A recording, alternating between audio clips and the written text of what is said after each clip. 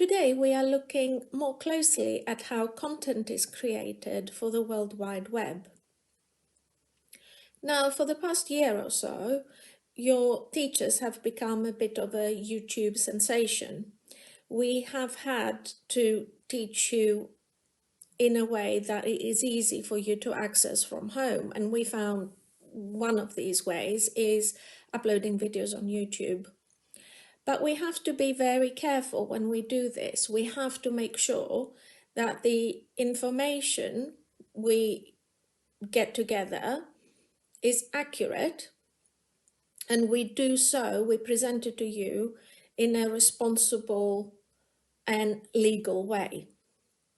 For example, once I have made this video that I'm creating here for you, I will check that what I say to you is true, that I haven't made any mistakes. But just in case, I will send it to Mrs. Pettifer, who will also watch it, check it to see that it is okay, and then upload it onto YouTube. First, let's have a look at the ways we can find information. I like finding information from books, newspapers and magazines, or from the news on television or documentaries. Let's have a look at how these work. Let me show you my book. I have a book on punctuation. It's a very well known and funny book. The author talks about the correct way of punctuating using a lot of examples, setting a lot of rules. How do I know that what she says is right? Let's have a look at this section of the book. You can see this is called bibliography. This is a way the author uses to show you where she's got her information from. Can you see there's a whole list of other books here, and the list goes on and on and on.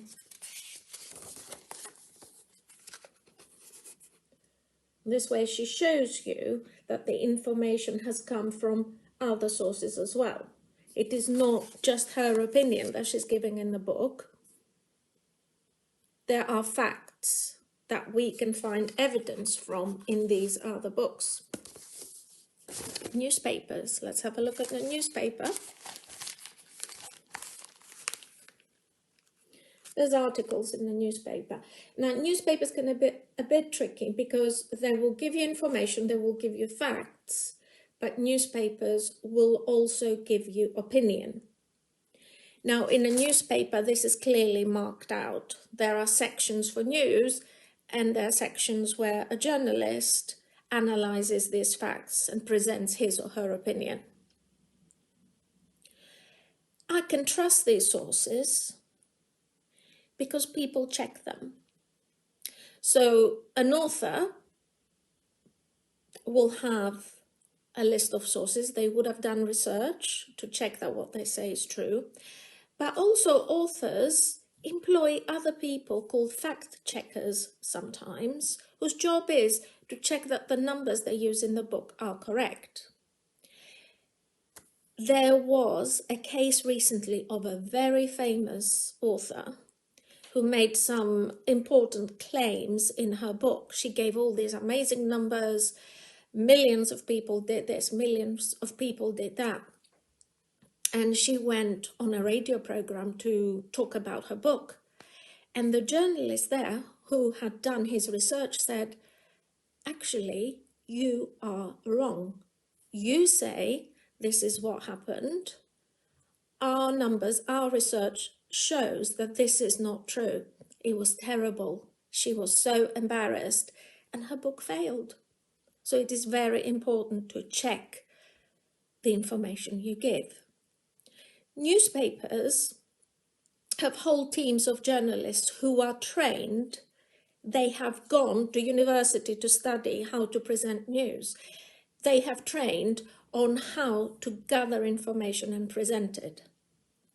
Now, because we are human, we all make mistakes, the wrong bits of information may appear in a newspaper. The wrong piece of information might appear on television in the news. But then there is an obligation. When you know you have done something wrong, newspapers or a TV news program will have the next day or a few days later, when they discover the mistake, to make an announcement that this information we gave you was wrong. We apologize. This is the correct information. So there is a responsibility on the part of the journalists to tell the truth and give the correct facts. Now, how else do we get information?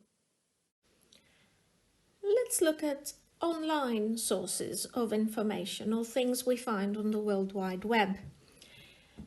Now, I know a lot of you like Wikipedia. Let's have a look what happens with Wikipedia. I've put Benin bronzes as part of our topic. Let's say I wanted to find more about the bronzes. Now, at first look, Wikipedia has a lot of information, and if we scroll all the way down, you can see it even has a bibliography. It has a list of sources. So that shows to me that the information in this article is probably reliable because I've got all the sources there. Should be okay. But let's have another look at what happens with Wikipedia. If you look at the top, you see there's a button that says Edit. Let's look at it more closely. Now, let's see what it says in the box. Anyone can edit, and every improvement helps. Thank you for helping the world discover more. What does that mean? It means that anyone, absolutely anyone, can add content to this page. Now, this is great if you are an expert on Benin and you can add more information. But I am not an expert on Benin. What if I started putting information there that I wasn't sure about, or just for fun?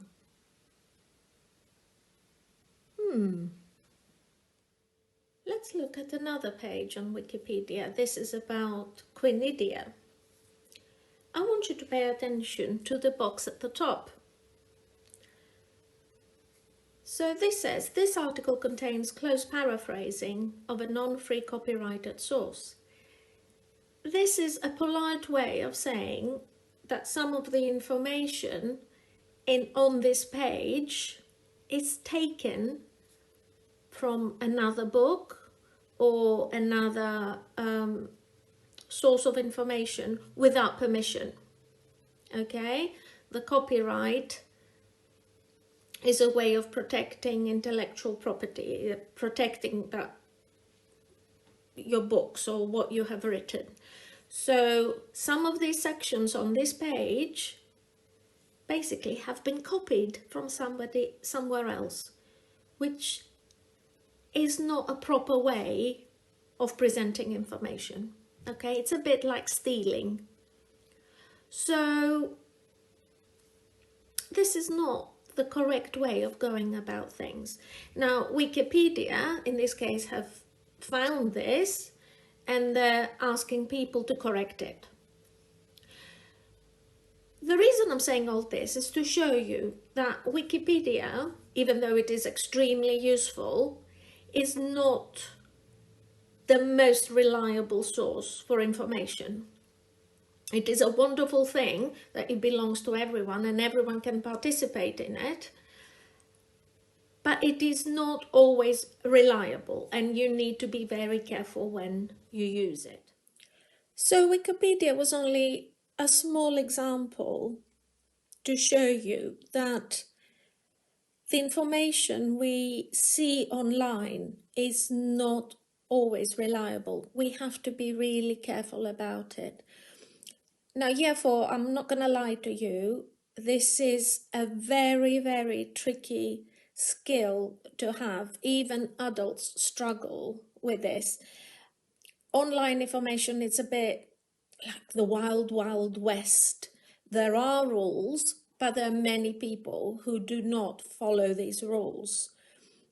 Let's have a closer look at the things we need to watch out for.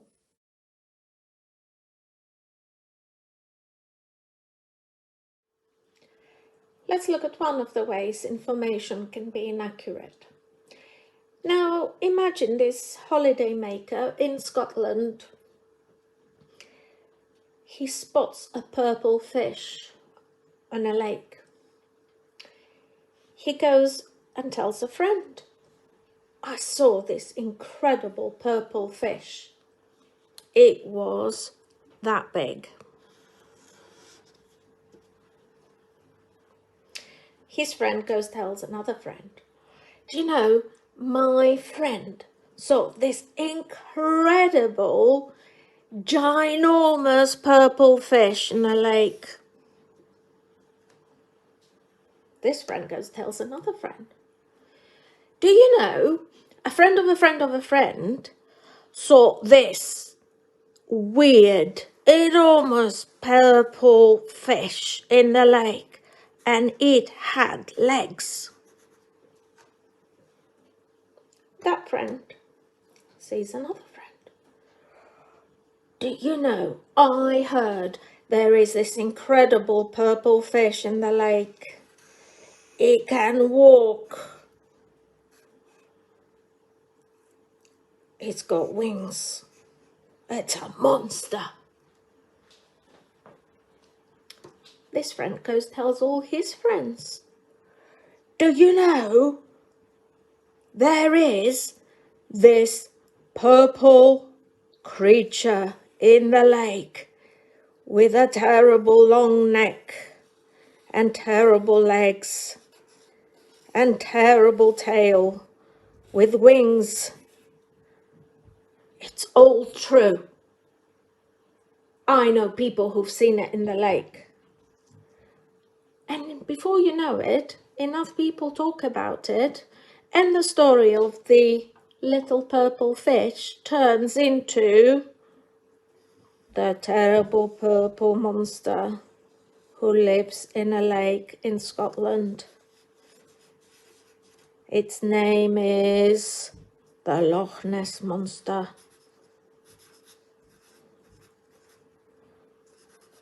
And it's true because everyone has seen it. And before you know it, this goes viral and has become a fact. Because everybody says they've seen it.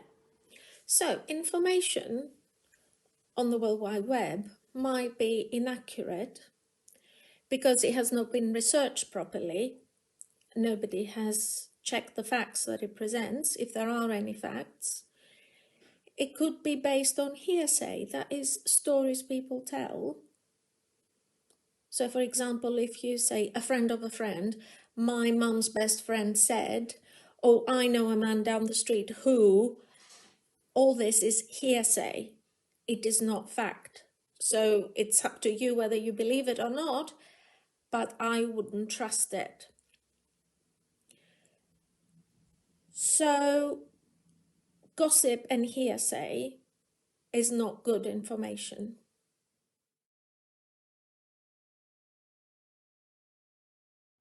What does it say here?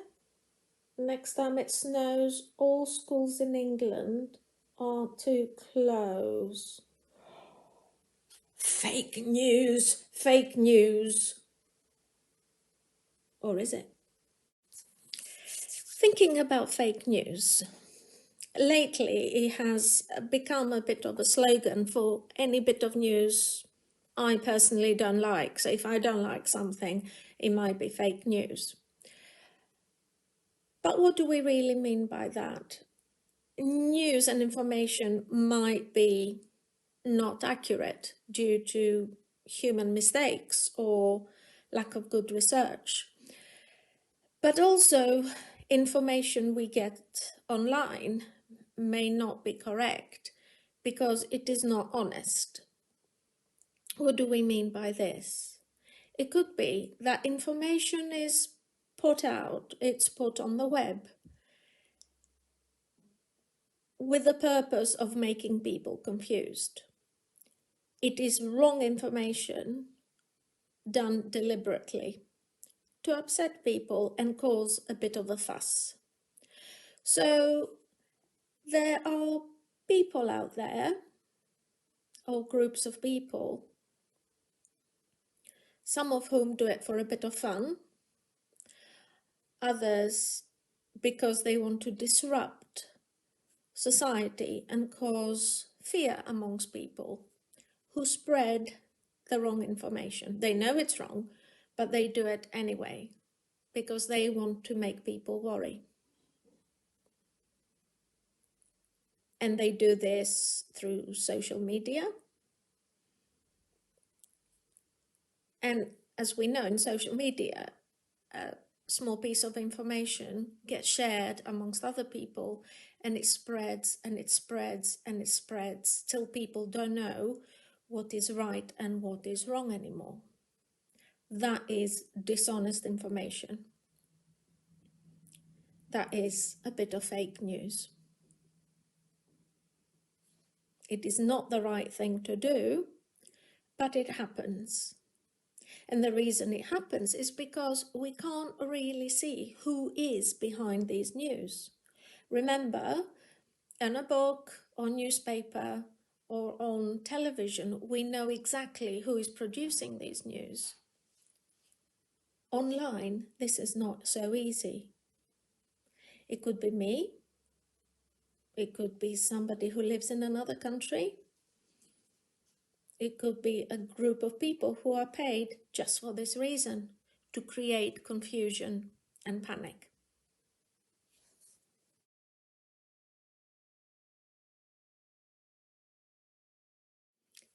Let me tell you a story. Last summer, we were all making videos, all the teachers, and I was making a video about how to do research online for a topic. I did this video, which I thought was absolutely amazing, sent it to Mrs. Pettifer to check, and she came back to me and said, "Mrs. Kent, YouTube won't let me put this video on. What's wrong with it?" I was mortified. I didn't know what I had done wrong. It turns out, after I looked at my video carefully, that I had used a piece of video that belonged to the BBC to illustrate how the BBC is a good source of research. It's a good place to look for if you want to research a subject. And without knowing, I had done something I was not supposed to do. The BBC, generous as they are, giving, with online teaching and giving all this information to us, they probably have rules about where their content should appear. I didn't know that, but that is no excuse. There are laws against this. Luckily, I didn't get into too much trouble. But this example shows us that even though there are a lot of things that go wrong on the web, there are still rules that need to be followed. Rules like copyright. Copyright is like a license that if you produce content, nobody else can take it and pretend it's theirs. For example, let's say you like photography. I know some of you do. Some of you do amazing photography of wildlife. If you put it on the web, on a photo hosting website, somebody else took it and put it somewhere else, pretending it's theirs, that is against the law. That is illegal. You cannot do that. If this video that I've made for you, somebody else takes and puts it on their own website, pretending they made it, that is also illegal. It is not right. So we have to be very careful on the content we put on the web. Not only that it is honest and accurate, it has to be legal. And really, not knowing the laws is not an excuse. You are not excused for that. Oops, sorry, I didn't know. We have to be careful what we do. The content that we put up there must be our own. Now, therefore, I don't want you to worry. I think that the World Wide Web is a terrible thing. It's not. Most of the time, it is a thing of wonder. It gives us access to so many services and so much information. You just have to be a bit clever about it. I know you'll think, we are only children. How can we do this? Well, if you're not sure, always ask an adult. And at school, we are giving you the skills to navigate this minefield that is the World Wide Web. We are giving you reading skills. We are giving you ICT skills that will help you distinguish between what is real and what is not. Now, I think you need to go onto Seesaw and see the task that is waiting for you there.